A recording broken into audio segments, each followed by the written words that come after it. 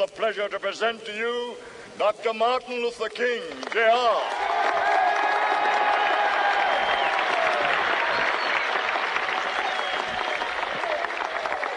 I am happy to join with you today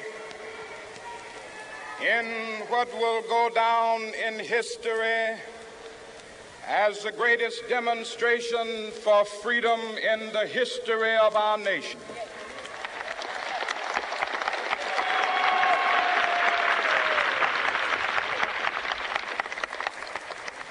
Five score years ago, a great American in whose symbolic shadow we stand today signed the Emancipation Proclamation. This momentous decree came as a great beacon light of hope to millions of Negro slaves who had been seared in the flames of withering injustice. It came as a joyous daybreak to end the long night of their captivity. But 100 years later, the Negro still is not free. 100 years later,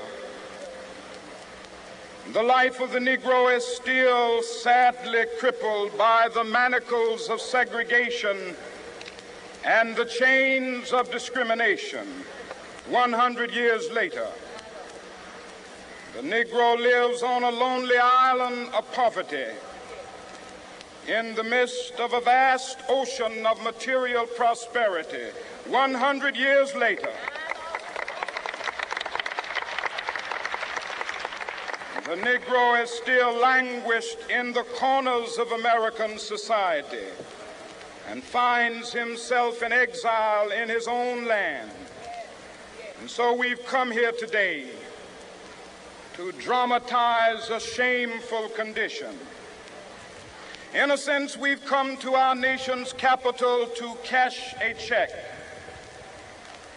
When the architects of our republic wrote the magnificent words of the Constitution and the Declaration of Independence, they were signing a promissory note to which every American was to fall heir. This note was a promise that all men, yes, black men as well as white men, would be guaranteed the unalienable rights of life, liberty, and the pursuit of happiness. It is obvious today that America has defaulted on this promissory note insofar as her citizens of color are concerned. Instead of honoring this sacred obligation, America has given the Negro people a bad check, a check which has come back marked insufficient funds.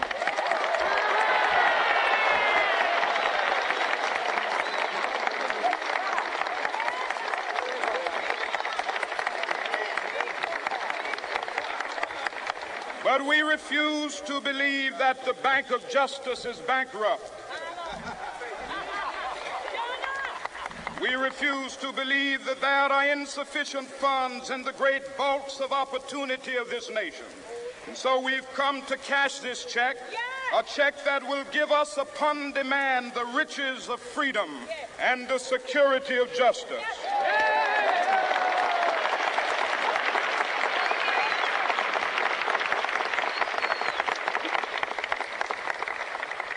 We have also come to this hallowed spot to remind America of the fierce urgency of now. This is no time to engage in the luxury of cooling off or to take the tranquilizing drug of gradualism.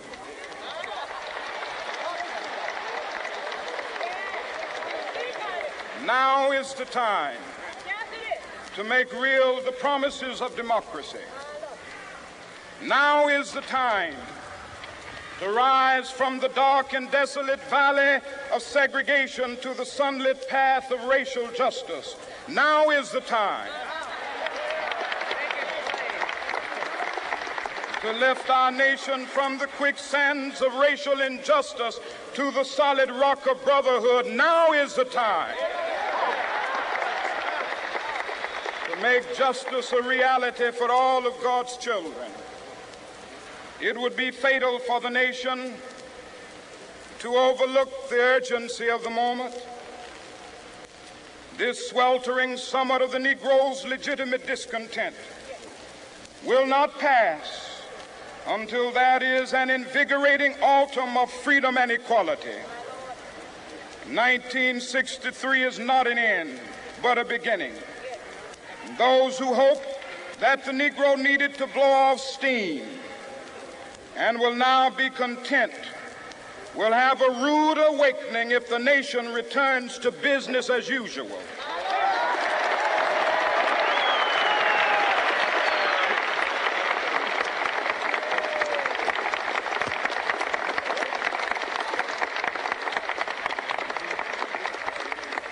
There will be neither rest nor tranquility in America until the Negro is granted his citizenship rights. The whirlwinds of revolt will continue to shake the foundations of our nation until the bright day of justice emerges. But that is something that I must say to my people who stand on the warm threshold which leads into the palace of justice. In the process of gaining our rightful place, we must not be guilty of wrongful deeds. Let us not seek to satisfy our thirst for freedom by drinking from the cup of bitterness and hatred.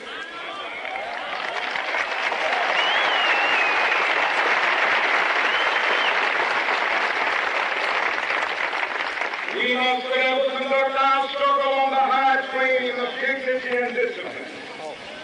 We must not allow our creative protest to degenerate into physical violence. Again and again, we must rise to the majestic heights of meeting physical force with soul force. The marvelous new militancy which has engulfed the Negro community must not lead us to a distrust of all white people. For many of our white brothers, as evidenced by their presence here today, have come to realize that their destiny is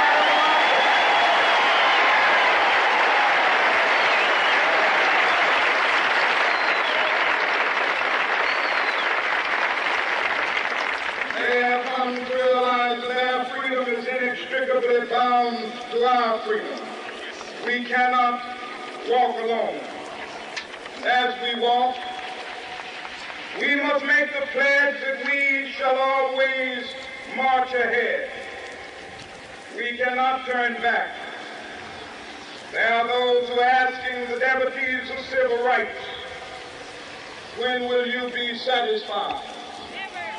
We can never be satisfied as long as the Negro is the victim of the unspeakable horrors of police brutality.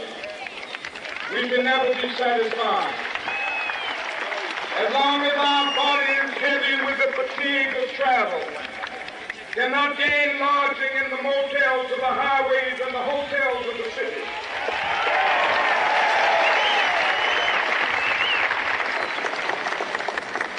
We cannot be satisfied as long as a Negro in Mississippi cannot vote and a Negro in New York believes he has nothing for which to vote.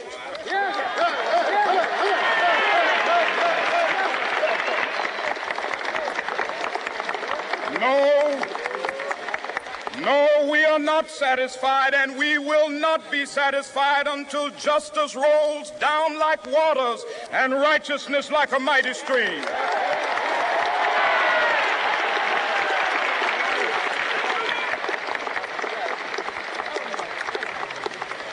I am not unmindful that some of you have come here out of great trials and tribulations. Some of you have come fresh from narrow jail cells. Some of you have come from areas where your quest for freedom left you battered by the storms of persecution and staggered by the winds of police brutality. You have been the veterans of creative suffering. Continue to work with the faith that unearned suffering is redemptive. Go back to Mississippi. Go back to Alabama, go back to South Carolina, go back to Georgia, go back to Louisiana, go back to the slums and ghettos of our northern cities, knowing that somehow this situation can and will be changed. Let us not wallow in the valley of despair. I say to you today, my friends,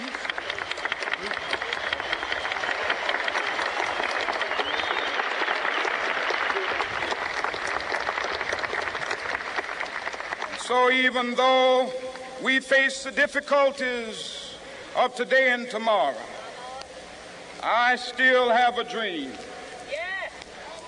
It is a dream deeply rooted in the American dream. I have a dream that one day this nation will rise up and live out the true meaning of its creed.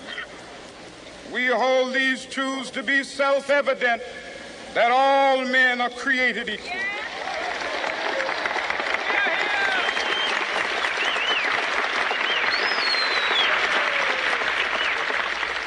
I have a dream that one day on the red hills of Georgia, the sons of former slaves and the sons of former slave owners will be able to sit down together at the table of brotherhood. I have a dream that one day, even the state of Mississippi, a state sweltering with the heat of injustice, sweltering with the heat of oppression, will be transformed into an oasis of freedom and justice. I have a dream that my 4 little children will one day live in a nation where they will not be judged by the color of their skin, but by the content of their character. I have a dream today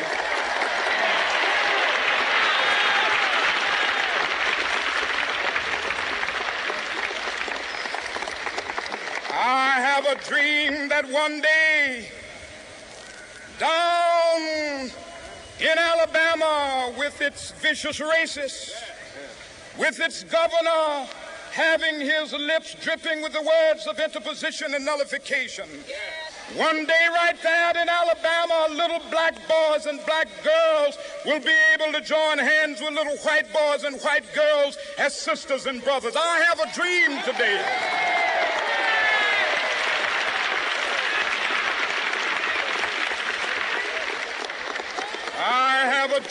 that one day every valley shall be exalted, and every hill and mountain shall be made low. The rough places will be made plain, and the crooked places will be made straight, and the glory of the Lord shall be revealed, and all flesh shall see it together. This is our hope. This is a faith that I go back to the South with. With this faith, we will be able to hew out of the mountain of despair a stone of hope. With this faith, we will be able to transform the jangling discords of our nation into a beautiful symphony of brotherhood. With this faith, we will be able to work together, to pray together, to struggle together, to go to jail together, to stand up for freedom together, knowing that we will be free one day. This will be the day. This will be the day when all of God's children will be able to sing with new meaning, "My country, tears of thee. Sweet land of liberty, of thee I sing. Land where my fathers died, land of the pilgrim's pride.